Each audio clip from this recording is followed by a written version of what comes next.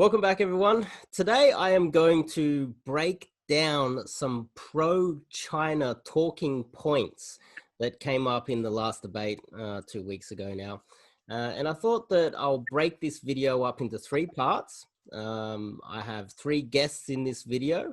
And I'm starting with a Taiwanese man, BB. And welcome, BB. BB's a friend of mine.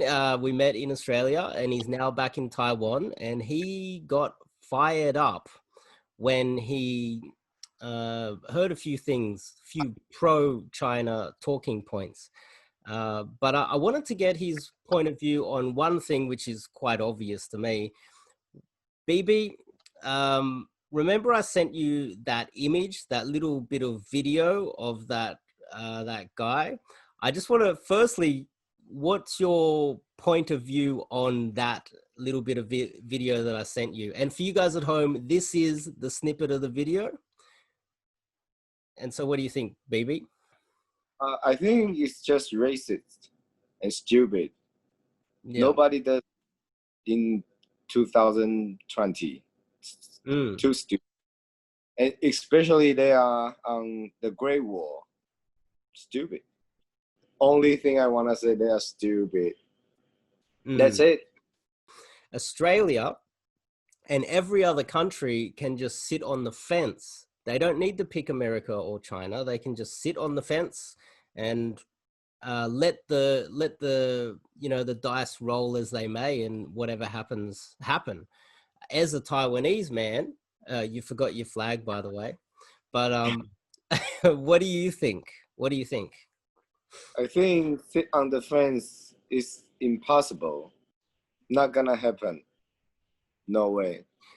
Like Taiwanese, like Taiwan, if some country have some diplomatic relations with Taiwan, China will call trouble to friends of Taiwan.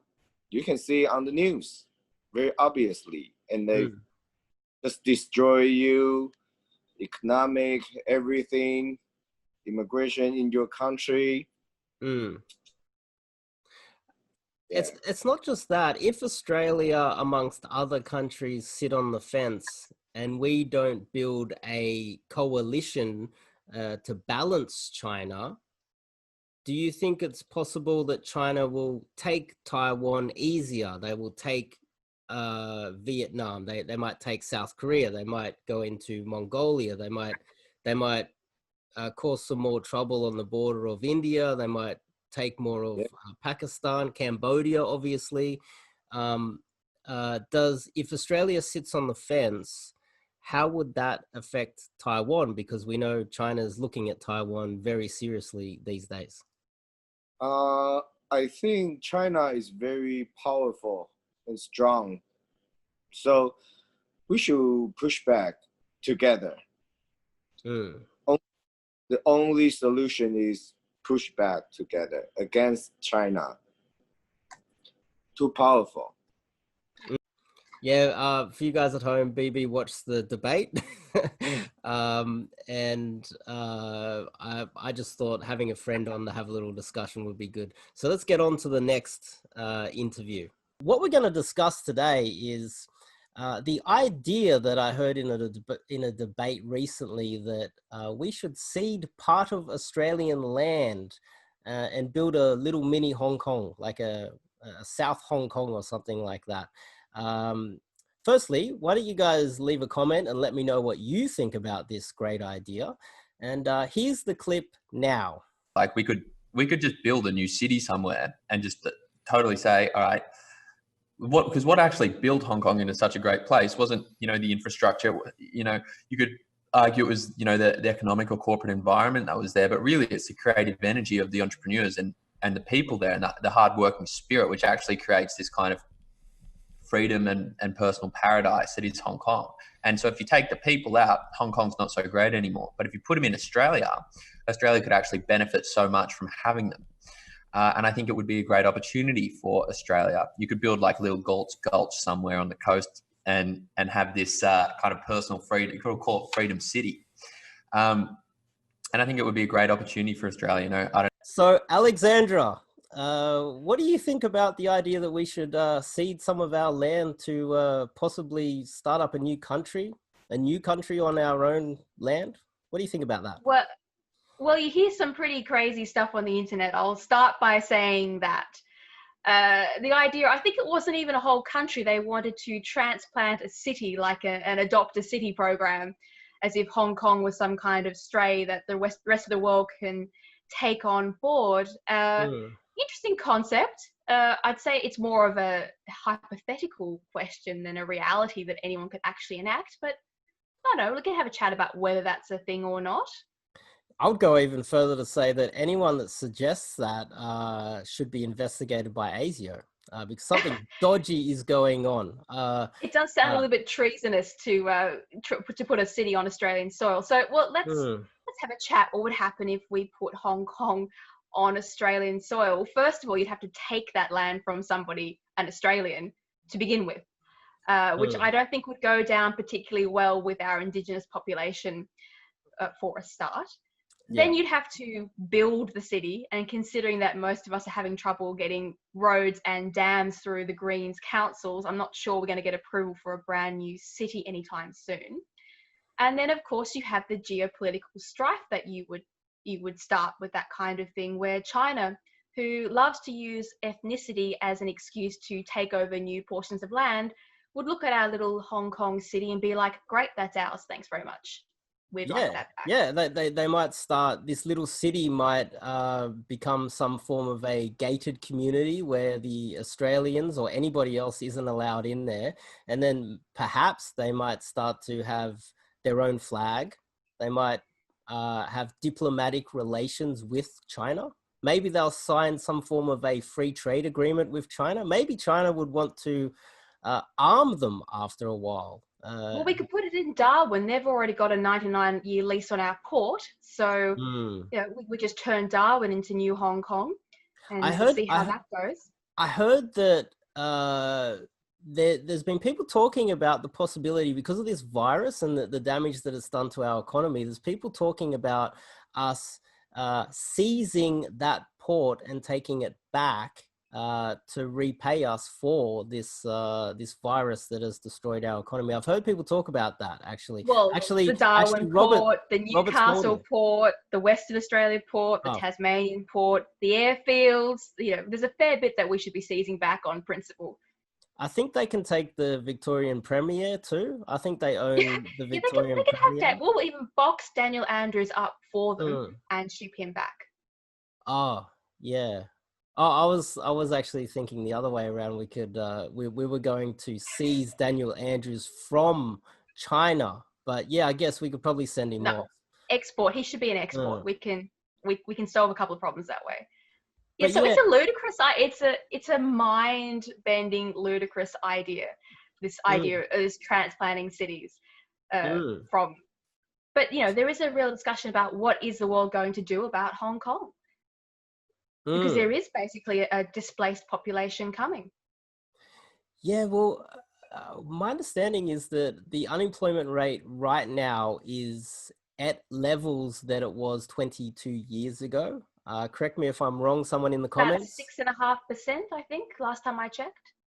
And that's probably fudged a little bit. And my understanding is 22 years ago, we had 300,000 correct me if I'm wrong, people in the comments, as you guys like to do, of Hong Kong people moving to Australia when the handover originally happened, and that did cause mass unemployment. Now, what if we did it again? The unemployment rate would skyrocket even higher. I thought you meant the Hong Kong unemployment rate, not the Australia. I think we're more around 15 or something percent. 20 if you include people who are purely on JobKeeper. We're worse. We've got a far bigger problem. Yeah, my understanding is that last time it was at these levels was 1998, I believe. And that was around the time when the handover to China, Hong Kong was handed back over to China. And that was when 300,000 people were displaced, or they just wanted to get out of Hong Kong because they didn't feel safe because China had taken it back. And there's a lot of people talking about just allowing everybody into Australia, and but that's another topic as well. But we're conflating them all together. But if you look at Hong Kong, so they signed the agreement. Well, Thatcher signed the agreement in 1984, I think, and then it was submitted to the UN in 1985, and it was supposed to sign over Hong Kong in 1997, but make sure they were protected, their freedoms were protected for 50 years after the handover in 1997. And during 1997, straight after the signing in the 80s, and at various points of time since, Hong Kong has had their citizens flee the country for various reasons as everyone gets cold feet. Because Hong Kong's essentially a dying city as far as its free market economy goes.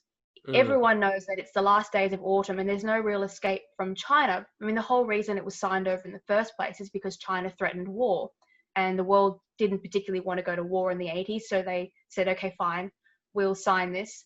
And I have a quote here about everyone agrees that it's a treaty with China and it's legally binding, but China came out the other day and said that it was an historical document that no longer had any practical significance, meaning that they've pretty much just shredded international law with the United Nations. So that leaves the people of Hong Kong and the businesses, because there's 9,000 foreign businesses in Hong Kong, sitting there going, well, where are we going to go? Are we going to stay in Hong Kong, or are we going to migrate to other cities? So instead of like a new city in Australia, it's more like which cities are going to absorb the Hong Kong business and the expats, which I think we got into last time. And the discussion was it was probably going to be the UK.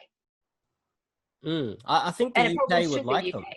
I think the UK would like to have them too. And I think in a way it's probably good for the UK to take the vast majority of Hong Kong people as well. That was my argument the last time we had this discussion, that with Brexit, it's in everyone's interests to have the UK getting some of that Hong Kong business and Hong Kong money to make themselves higher up on the global superpower list to balance off the European continent. Definitely, it would definitely work in their favor to take the vast majority. And another aspect of that stupid idea of setting up a city was it went into the idea that that Hong Kong was built because the Hong Kong people are the greatest, most productive people on planet Earth, and it had totally nothing to do with it being this awesome location. It was a port, and it had a lot of that was the theory. So therefore, we could put the Hong Kong people in the desert, and they will build another Hong Kong. A multi-trillion-dollar a year new Hong Kong in the middle of near Ayers Rock somewhere. That was part of the idea. Well, that misunderstands why Hong Kong is a thing. I mean, Hong Kong is there because it's the gateway to China without Chinese rules. So they have special visa arrangements, they have low tax, but they're allowed to operate with China under special conditions. So if Hong Kong, well, there's two things going to happen. One, if Hong Kong no longer has special status, then it's not going to be successful no matter where you put it. That special relationship is dependent on those bounds. And second, if the world is withdrawing from China, which it is for its own protection, then Hong Kong will die anyway, regardless of whether or not the CCP take it over. Businesses are being paid by their governments to pull out of China. I don't know if you saw what Japan did the other day, where they were actually throwing money at their company saying you can go anywhere you like in the world, just you've got to get out of China, which means that Hong Kong is Hong Kong's on a downward spiral. It doesn't matter where you put them. But there are some business centers that you can relocate, which it might be beneficial, but you can't transplant the idea of Hong Kong onto another continent. I really wanted to hammer down on this idea and have you on just to hammer down on this one. And not a good idea, not a thing, can't happen, can't do it. and just the idea of, okay, we let people into the country, and instead of letting them integrate into our country, we give them their own piece of land that they can start up their own country. And find me where that's worked in recent times. Like after all the borders were settled, and everyone's got over their whole little colonization phase. And I mean that for every nation was colonizing. Once everyone decided our borders are pretty much set, you can't just transplant cultures like that in little enclaves. Doesn't work. Yeah, and that's a real fear for I guess the future of Australia, is that when we start cutting up this country, next thing you know, we have several different countries. Australia is a huge land mass, and if we were to start cutting it up, next thing you know, you have competing countries on one land mass. We become another Europe. Next thing you know, we have... Victoria's bad enough. We don't need any more problems. We've already got Danistan at the south of, we don't need more of that. Yeah, that would just cause a lot of trouble that we definitely don't need. I guess we kind of... I think everybody at home watching this knows this is a bad idea, and this is kind of a silly question to even be discussing, but when someone who deems to be pro-China and knows their stuff comes up with stupid ideas like this, I think we really need to air these stupid ideas, and so that everyone at home, if the person in question is pro-China, maybe we should ask, is that what China wants the world to do? To start inviting large pieces of its population onto its shores? Because China's always been about foreign influence and about spreading out across the globe. It's worth asking the question, is that why ideas like that come forward into the discussion? Well, because I don't think anybody would seriously think that's a good idea normally of their own accord. Yeah, you see, I'm quite sure that China's the only country that has gone out of its way to create Chinatowns in as many countries as possible. In the early days, a lot of the Chinatowns were Cantonese-speaking little towns, and 20 years ago, a lot of I'd say Hong Kong suburbs now all speak Mandarin, by the way. If you go to all of the, they've been converted into mainland Chinese. So it's a way of getting into your country, and then they get changed. They flip. Next thing you know, they're building massive Huawei's and Bank of China. Huawei did have a bit of a slip when one of the generals talked about Huawei is creating rivers of blood throughout the West. You're going, maybe back off that kind of dialogue if you want to be perceived as an independent company that's just peacefully there for the internet. It's not the best discussion to start up. So there's a lot going on. There's a lot that we need to keep an eye on. But yeah, you're right about enclaves. Like, you have things like Lygon Street in Melbourne, which has been destroyed, by the way, after the council decided that they didn't like having an Italian area. They actively, I think it was the Vietnamese they invited in, and they destroyed the entire idea of Lygon Street. But as far as Chinatown, it is an idea replicated across the whole world. That's sort of, I guess, an idea similar to transplanting Hong Kong. Of what do we do, like, if we do that sort of stuff? And it's a bit kitsch and a bit fun if it's just a street inside a city. It's a little different if it's a whole city that could claim autonomy. I saw an interview recently that they have built upwards of 20 to 30 or more little Chinatowns in South Korea. Now those Chinatowns have been, the CCP's been pulling the strings from China and trying to control the politics within South Korea. They just keep building Chinatowns. Next thing you know, South Korea just becomes one big Chinatown. That's another little thing that's happening. Well, our laws have to protect us against that sort of thing. So we're supposed to have laws that say that every sign in Australia must be in English for every shop. It must be in English. You can have other languages on the sign, but it's supposed to be predominantly English, and then any translations are underneath. We don't enforce these regulations that were there to protect the cohesion of Australia. And so it's up to us to really ensure our own laws to make sure that we're not letting that happen. But our biggest problem is not Chinatown. It's political infiltration, like the election for Chisholm, in which both candidates were suspected of being plants of the CCP. So it didn't matter if Labor or Liberal won. They got their person in Parliament. That's something that I may be a liberal, or not a liberal, I'm a conservative, but I still take issue with people who were members of the Communist Party of China being in our government. I don't think that's appropriate in any way, shape or form. So that's my problem, is that we're allowing infiltration into government and into our elections more so than just into our shopping areas. Do you think, this is a bit out of left field, but do you think that our current the structure of our political system will remain the same in 15 years? So our political structure was solid when it was created. And if we were to enforce the structure that was created under, then we'd be fine. But we've been making amendments that were not put through the public vote. Things like preferential voting being brought in, which has destroyed minor party influence on our politics. That sort of thing is a whole, I'm not going to bore you with the details of how many amendments have been made, but that kind of thing is eroding the strength of our political system that was there to make sure that robust political debate held everybody in lockstep and kept our systems safeguarded. The way things are going, we seem to have a political class that are more interested in winning elections and not in ensuring the integrity of the system. So they use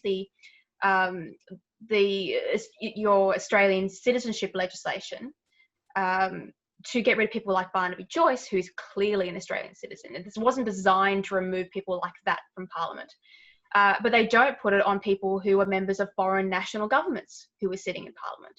So we've got the laws that are there to make sure our system's protected, but we use them for politicking, not for the integrity of the system. So that is falling back onto the quality of politician that we have on offer, and there's a whole reason for that happening, rather than the failing of the system itself. So I worry about the creep of selfish politicians eroding our system of government.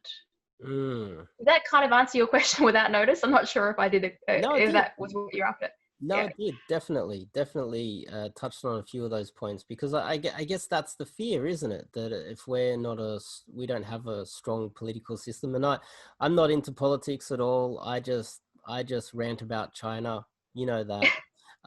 Well, we should be protected from Chinese influence if we used our Australian citizenship test, which was meant to be, you are only allowed to sit in Parliament if your allegiance to the country can be assured.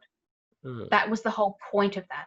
And there are plenty of people sitting there whose allegiance to the country is in serious question, particularly the members of the Greens. Now, they are not CCP influence, but they are certainly a different kind of influence that's probably worse than the CCP, where they hate not only the country, but their entire system of government and our philosophy. And they are from foreign nations who have only taken a citizenship test. They're not really what you would call philosophically Australian. And, you know, if we went to, like I always said, you can tell who an Australian is. If you would fight for Australia against any country, including that of your birth, then you're an Australian. So we may be historically British citizens, but if Britain attacked us, we would stand for Australia. That's the whole point of being an Australian citizen. And there's a lot of people in Parliament who I wouldn't trust on the front lines protecting this nation. So they probably shouldn't be making decisions for the future of the country. Don't get me started. Which is your concern about the little miniature Beijing, little miniature Hong Kong. That's your concern, that they're not going to be an Australian city. They would be a foreign city on Australian soil. And that goes all the way to the top. It really does. It really does. But I think we've covered enough. What do you guys at home think? I think we'll have Alexandra on a few more times to have little bitch sessions about China with me. Anytime. She's a real journalist, by the way. So check out her Twitter. And thanks for coming on. It was an absolute pleasure. Thank you for having me. And I'll move on to the next discussion. Sorry. Welcome back, everyone. Today, I have a special guest, Marcus Fu, and he's got some information about Hong Kong, the extradition treaty that we have with Hong Kong. And we're going to discuss some of the laws around how they're subverting Hong Kong from within and how it's pretty much unsafe to travel to Hong Kong today. But yeah, Marcus, welcome on. Welcome to the show. Thank you, Dave. Thank you for having me on. You're welcome. So you've got some information for us, and you've gone through some of the laws. Would you like to share with us what has changed recently in Hong Kong and how that affects not only Australian people, but everybody that is outside of China or outside of Hong Kong right now?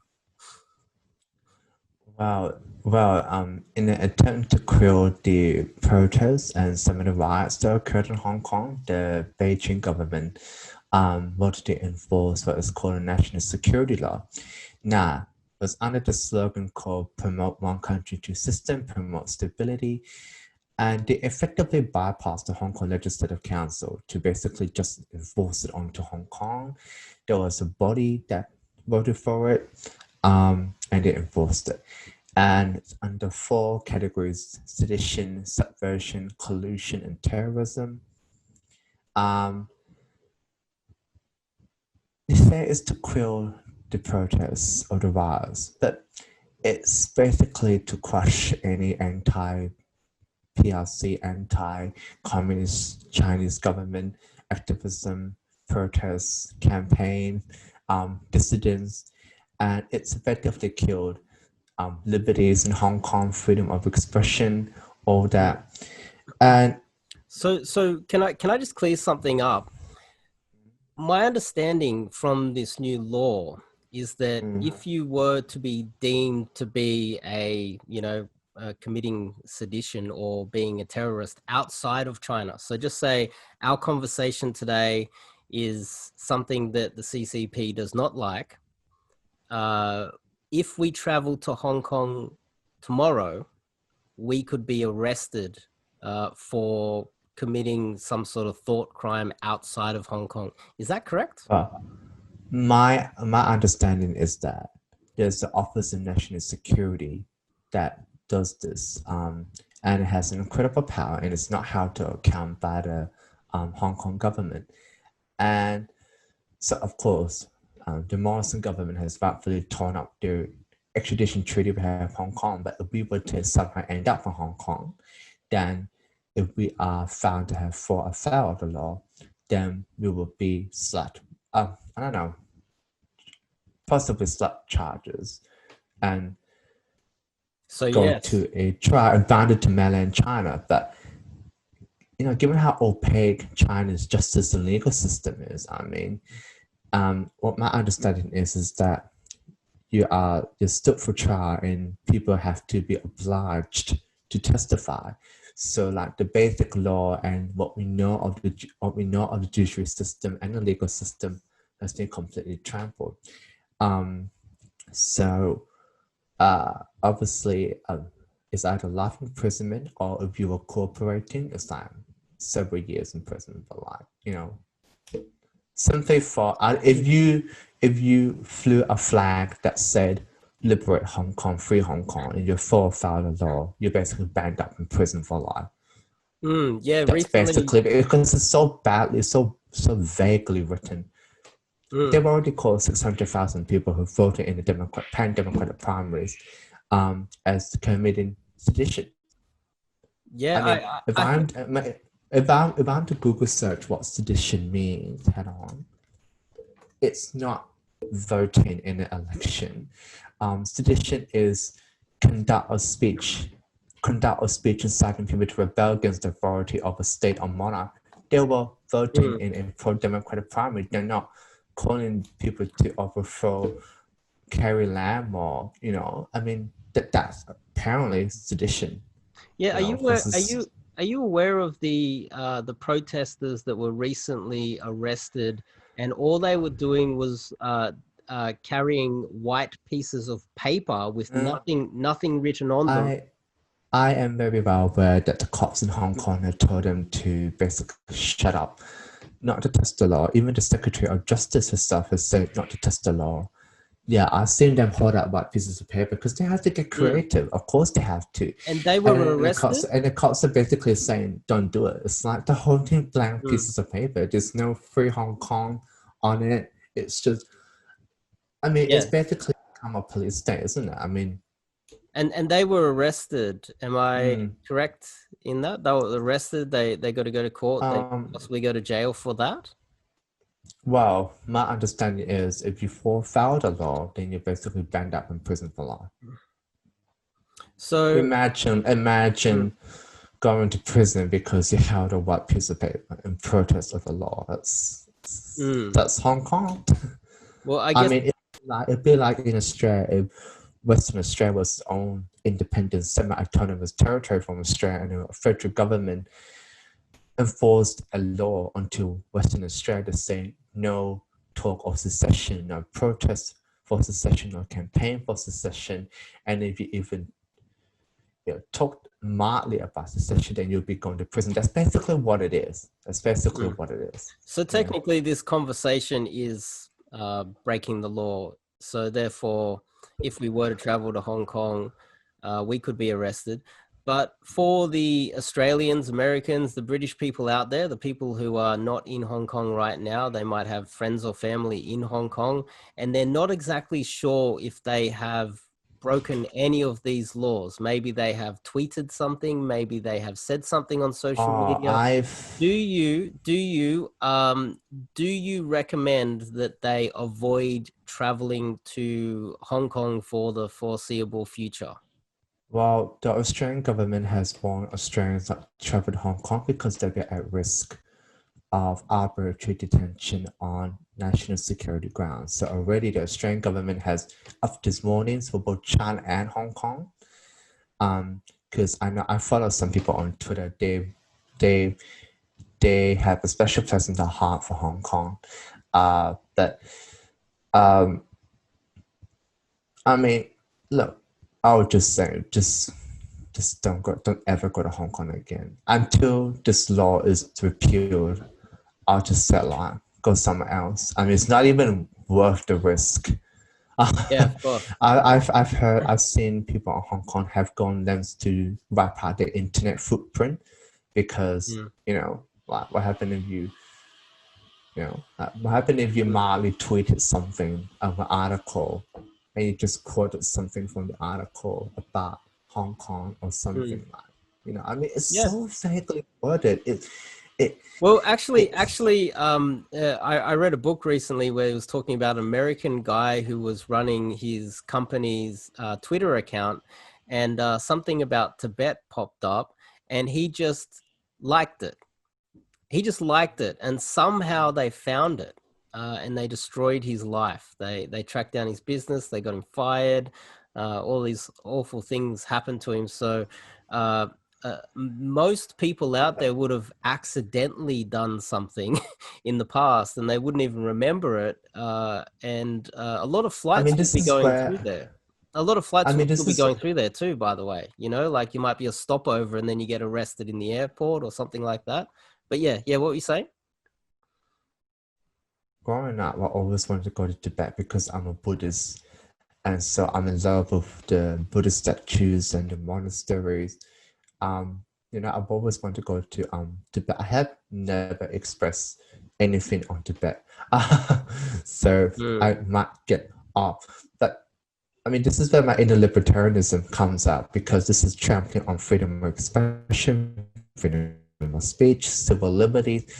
I mean, this is basically trying to crush this dissent. And I think that unless the West... You sure you want to talk to me then? You sure you want to talk? Why?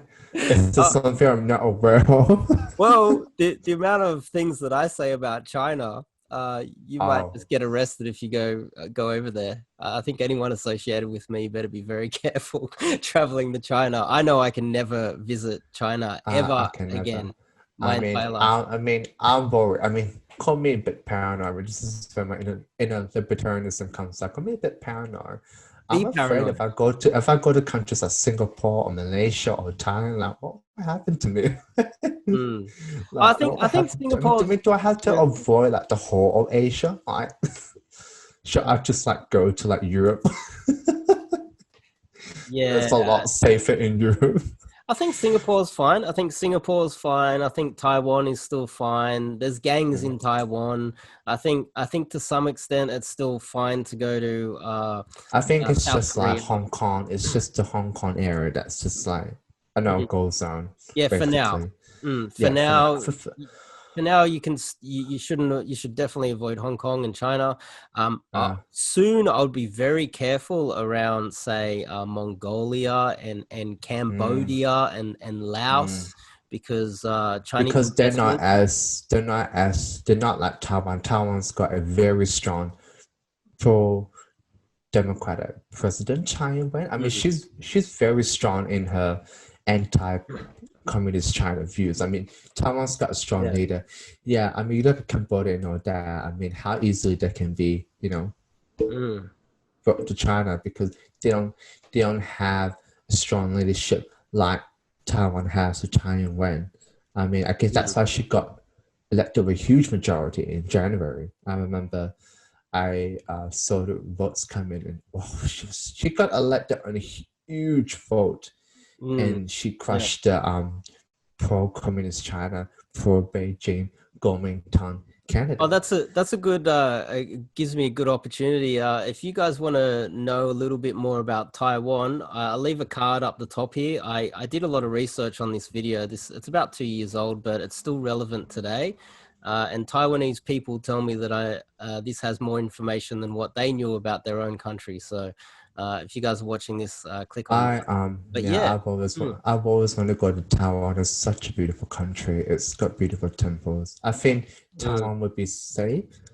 That Hong Kong has collapsed. Basically, it's basically taken back by China by legislative force.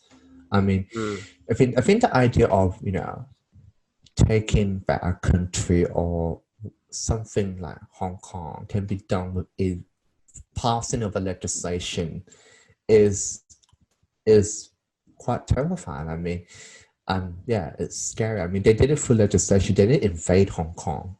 They just passed the legislation, enforced it, and basically all hell broke loose in Hong Kong. Yeah, so it's pretty much the elites in Hong Kong, pretty much just cozying up to the CCP, and this is what I fear happening in Australia. We have many politicians, Sandra Yowie, Shockett, Mossman, and Daniel Andrews. It's like, what are you doing? Like Daniel Andrews signed up to Baton Road.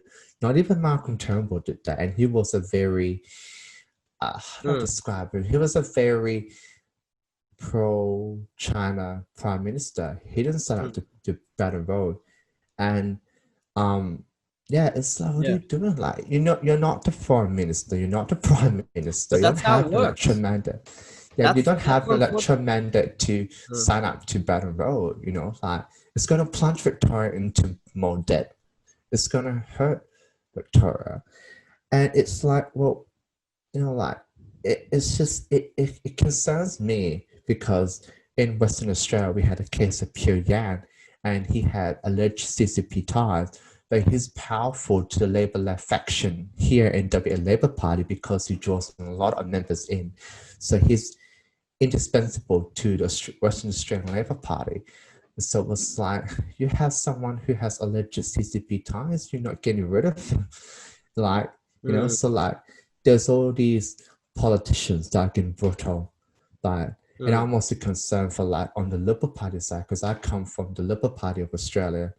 So Gladys Liu, it's like, how did these people manage to slip through? Are we not vetting them correctly? Like the Senate and Parliament, they have powers to amend legislation, make legislation, review legislation, or get into cabinet, get into government. It's like, hello, you're meant to be for Australia. You're an Australian parliamentarian. You're not a Beijing parliamentarian. If you want to be like Carrie Lam, go to Hong Kong or China, but like, don't try and be a Beijing puppet, because that's what scares people.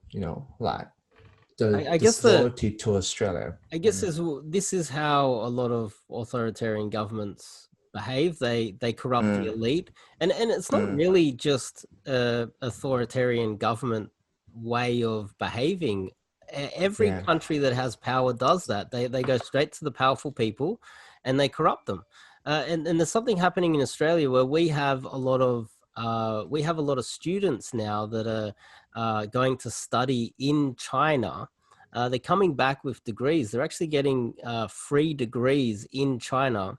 They're becoming more pro-CCP. Then they're coming back to Australia, educated to push the CCP line and move into Australian politics. And that's partly why on my channel I've got the end being 2034, because I've taken all that into account when a whole batch of new pro-CCP people in Australia will be online and they will be ready to force their way into politics in Australia.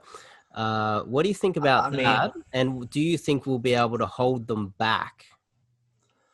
I mean, I followed Australian politics in 2016. I think the Australian Labor Party, which is the major left-wing political party in Australia, I think they're hopelessly compromised by China. I mean, you have SerpentZA. So I want them to really quickly say SerpentZA, who got paid off by a Chinese billionaire, and he spruiked China's line on the South China Sea, which is completely contradictory to his party and the federal government's position on the South China Sea. You had Shakut Mossamain, State New South Wales Labor MP, who has office and home raided because of alleged Chinese influence plot on Asia, and if he's found guilty, he'll be the first one charged under new Asia laws. And you had Gladys Liu. I watched the interview and she brought, oh my God, it was it was just a really, I mean, she had alleged ties, but she couldn't bring herself to condemn Xi Jinping by Andrew Bolt, and she just sat there like she didn't know what she was doing. And then you had oldie bags in New South Wales Labor Party. I think it was from Huang Xiaomo, who's been banned from Australia. It's like alleged plot to circumvent the donation laws, and the $100,000 in Audi bag somehow connected to Huang Xiaomo. So Labour Party of Australia is hopelessly compromised. I think the only way to stop them is to democratize the parties so that they're better vetted, and that the wolves in sheep's clothing don't get sifted through the cracks. You've got to properly democratize the party. Well, I totally agree. Yeah. I totally agree that there's a lot of bad politicians, and it's not just the Labor Party. The Liberal Party, I remember there's a book that just came out, I think it was called Party, I'll have to look it up, but there was a book that was just released only a couple months ago where they talk about Huang Jingmo giving Scott Morrison back in 2013 a, I don't know, $200-300 pen as a gift. So a lot of these, all political parties, and for you guys at home, I'm not Liberal or Labor. I think all the parties are awful. And just in between, there's a few good politicians. But that's now. And what you did was you listed a lot of, dodgy politicians today. But the question was, where do you think we're going to be in 15 years when all of these 25-year-olds coming back from China that are educated in China come back, and you cannot differentiate between them? They're getting Chinese money. The United States is weakened and pushed out of Asia. Where do you think Australia will be in 15 years? Now, I've been watching this for 5 years, and I've seen an evolution like nothing ever. I was talking about this, and I had to be very careful what I would say back in 2015. Now there's been a huge mutation in public opinion. In 14 years' time, that's like 3 times what I've seen so far. Maybe 2034, which I've got on the channel. What do you think's going to happen? But in terms of 14 years,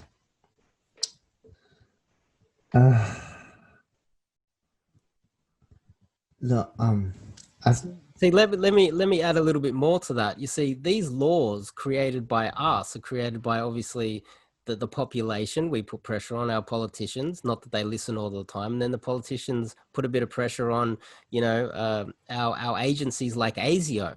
What happens in 15 years when every political party is swamped with people who have been educated in China, and the next generation is kind of pro-China because China's got all the money? They change the laws. That's how it works. And so in 15 years time, 2034, whatever laws we've got in place can literally evaporate and change to what we'll do is we'll grandfather the law, and we will track down everybody that has ever said anything bad about China over the last 30 years and arrest them in Australia. What do you think about that? I think we have to. I think we have to definitely beef up our laws and agencies. We definitely need stronger ministers in the federal cabinet. They'll be able to demand our agencies to get a lot more tougher. Now, there's the foreign interference laws that I was talking about with Shackle.